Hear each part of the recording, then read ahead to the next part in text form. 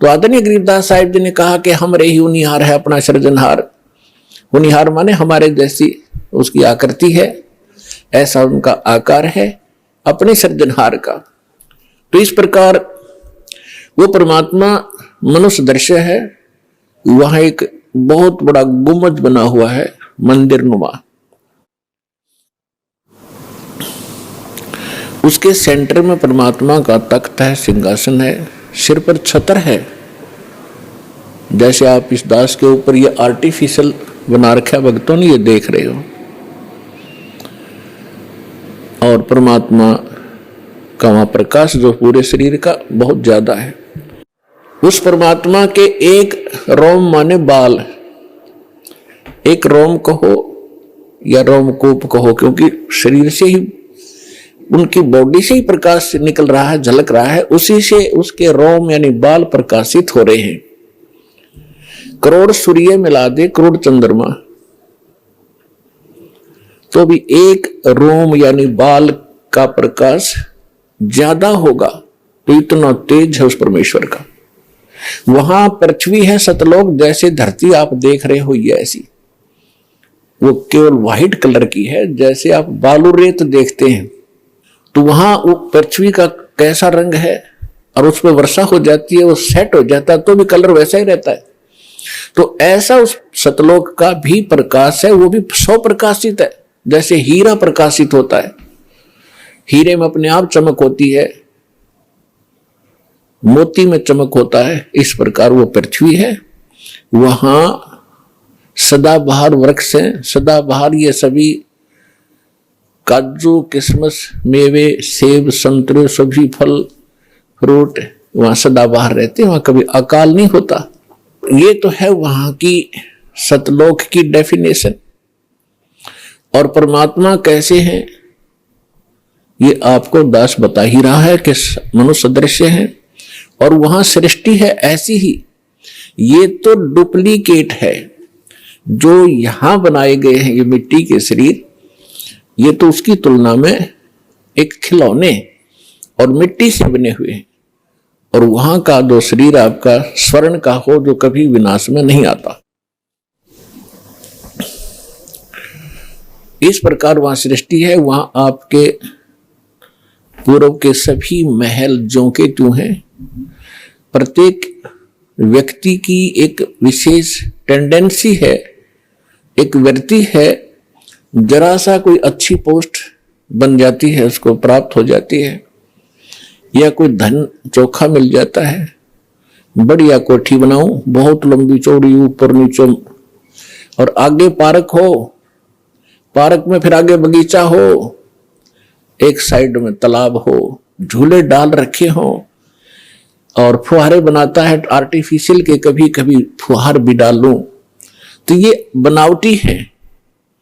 अच्छा, यहां तो एक और समस्या है, ये सारा कुछ किसी ने बना भी लिया तो 36 टेंशन साथ लिए रहता, वो उस घूम रहा है बगीचे में, और टेंशन है कहीं और, ये बिगड़ गया काम, वो बिगड़ गया काम, ऐसे ना हुआ वैसे हो जाएगा। तो उसने वहां एक डुप्लीकेट बना भी लिया, तो भी उसका सुख प्राप्त नहीं है उसको, व्यक्ति को। और सतलोक के अंदर ऐसे ही बहुत लंबे चौड़े, प्रत्येक प्राणी के अलग अलग महल हैं। वहां आपका परिवार होगा। आपको कितने अच्छे लगते हैं अपने माता पिता, भाई बहन, अंकल, चाचे, ताऊ और बच्चे, रिलेटिव। और यहां ठीक है, अच्छे तो लगेंगे क्योंकि अच्छे हैं, और कल मृत्यु हो जाए, टक्कर मारते रहो, कभी भी जीवन में आप उनको नहीं देख सकते फिर। तो ये अच्छा लगते हुए भी व्यर्थ है। और वहां जाओगे आपके सारे सुख होंगे, वहां कभी मृत्यु नहीं होगी। कोई व्यक्ति नहीं चाहता मैं वृद्ध हूं, वृद्ध अवस्था प्राप्त हो, बूढ़ा हूं, और बूढ़े हो गए। कोई नहीं चाहता मैं मरूं, और मृत्यु डेफिनेट। तो ऐसी धारणा क्यों आपकी? क्योंकि आप पहले ऐसे लोक में रहते थे जहां ना वृद्ध अवस्था है और मृत्यु नहीं है। वहां ये 5 तत्वों का बना हुआ पुतला नहीं है। इसमें कभी बीपी हाई है, कभी लो है, कभी राग खींच रहा है, कभी द्वेष। राग द्वेष वहां होता है जहां समानता नहीं होती, और वहां समानता है। एक परमात्मा को छोड़कर सबके एक जैसे बॉडी हैं, एक जैसा सबके महल हैं, एक जैसा खान पान है, कोई उसमें अंतर नहीं और कोई अभाव नहीं किसी वस्तु का। तो राग द्वेष और इस तरह के जो रोग होते हैं ये किसी त्रुटि के कारण होते हैं। तो आप जी उस स्थान को छोड़कर गलती से यहां आ चुके हो और यहां आपका कोई ठिकाना नहीं। जिन महापुरुषों को परमात्मा मिले उन्होंने बताया है, आगे गए ना बावड़े, बावड़े माने वापस नहीं आए। पहले जो चले गए उन्होंने आकर बताया नहीं हमारे साथ क्या बीती, और रहते भी सब जाही, बिन साहेब की बंदगी कहीं ठोर ठिकाना नहीं। पहले चले गए, उनका तो पता नहीं क्या बुरा हाल हुआ या अच्छा हुआ, उन्होंने तो कोई आके हमें संदेशा दिया ही नहीं, और ऐसे ही शेष हैं वो चले जाएंगे। तो गरीबदास साहिब जी कह रहे हैं कि बिन परमेश्वर की भक्ति कहीं ठोर ठिकाना ना। जैसे आज कोई प्रधानमंत्री है किसी कंट्री का, वैसे तो सुख नाम की यह चीज नहीं है, पर हमने उसको घना बड़ा मान रखा है क्योंकि हम जीव संज्ञा में हैं। और कल वो प्रधानमंत्री सतभक्ति नहीं करता है और मृत्यु को प्राप्त हो जाता है, तो कहां गया वो सुख? आगे क्या होगा इन बच्चों को पता नहीं जो खिलौनों से खेल रहे हैं। ये मिट्टी के महल बना बना कर इसमें खुश हो रहे हैं, इनको पता नहीं, क्योंकि भगवान ने आकर बताया, वो ज्ञान दास सुना रहा है। उसके आधार से हमें भविष्य का दिखाई देने लग गया कि आगे क्या होगा इसके साथ। उसके विषय में परमात्मा ने बताया है कि कबीर हरि के नाम बिन ये राजा रसब हो, रसब माने खच्चर,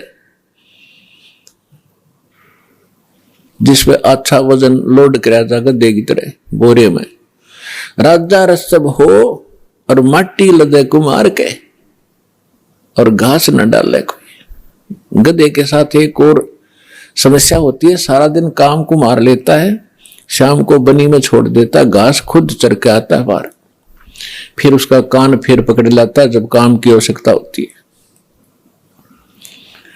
तो पुण्यात्मा परमात्मा ने ये जो ज्ञान दिया है आपको सतर्क करने के लिए दिया है, ना कि किसी की इंसल्ट करने के लिए। आप बालक हो, वो परमात्मा है, आप उसकी आत्मा हो, आप उसके बच्चे हो। अपने बच्चों को समझाने के लिए परमात्मा ने ना जाने कितने छल छिद्र करने पड़ते हैं, किस प्रकार के ज्ञान आपको सुनाने पड़ते हैं, क्योंकि आपने काल की भांग पी रखी है। कबीर ये माया अटपटी सब गट आने अड़ी, किस किस को समझाऊं ये कुएं भांग पड़ी। जैसे कोई शराब के ठेके पर आपने देखा हो कभी, चाहे 20 आदमी घूटी ला कर आ रहे हो सामने, सबकी एक जैसी भाषा, एक जैसी चाल, एक जैसी बोली रहेगी। तो हमने इस काल की इस त्रिगुणमयी माया की भांग पी रखी है। यहाँ के इन तीनों गुणों के दबाव से हम जो जो कार्य यहाँ चाहते हैं करते हैं, यह भांग है।